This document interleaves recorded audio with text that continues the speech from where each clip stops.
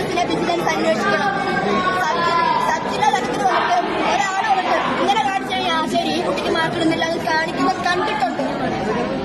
അതുപോലെ തിരിഞ്ഞു ഇന്ന് ഞാൻ വ്യക്തോടി എന്ന് പറഞ്ഞിട്ട് കുട്ടിയെ കൊഞ്ഞനം കുത്തി കാണിച്ച ജഡ്ജസ് വരെ പരാതി കൊടുക്കണം.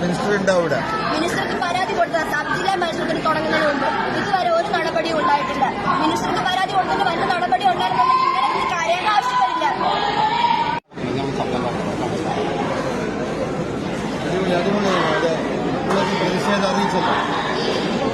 സംസ്ഥാന കലോത്സവം മാത്രം സുതാര്യമാക്കിയ പോലെ സബ്ജില്ലാ തലം തൊട്ട് സുതാര്യമാക്കണം. സബ്ജില്ലാ തലം തൊട്ട് ജഡ്ജസിനെ വിജിലൻസ് അന്വേഷിക്കണം. സബ്ജില്ലാ തലത്തിൽ വന്നിട്ട് ഒരാൾ വന്നിട്ട് ഇങ്ങനെ കാണിച്ചു കഴിഞ്ഞാൽ ശരി ഈ കുട്ടിക്ക് മാർക്കിടുന്നില്ല എന്ന് കാണിക്കുന്നത് കണ്ടിട്ടുണ്ട്. അതുപോലെ തിരിഞ്ഞു ഇന്ന് ഞാൻ വ്യക്തോടി എന്ന് പറഞ്ഞിട്ട് കുട്ടിയെ കൊഞ്ഞനം കുത്തി കാണിച്ച ജഡ്ജസ് വരെ പരാതി കൊടുക്കണം. മിനിസ്റ്റർക്ക് പരാതി കൊടുത്ത സബ്ജില്ലാ മത്സരത്തിന് തുടങ്ങുന്നതിന് മുമ്പ് ഇതുവരെ ഒരു നടപടിയും ഉണ്ടായിട്ടില്ല. മിനിസ്റ്റർക്ക് പരാതി കൊടുത്തിട്ട് വല്ല നടപടി ഉണ്ടായിരുന്നെങ്കിൽ ഇങ്ങനെ കുട്ടി കരയേണ്ട ആവശ്യമില്ല. വോട്ട് തുടങ്ങിയ അത് ചെക്ക് ചെയ്തു.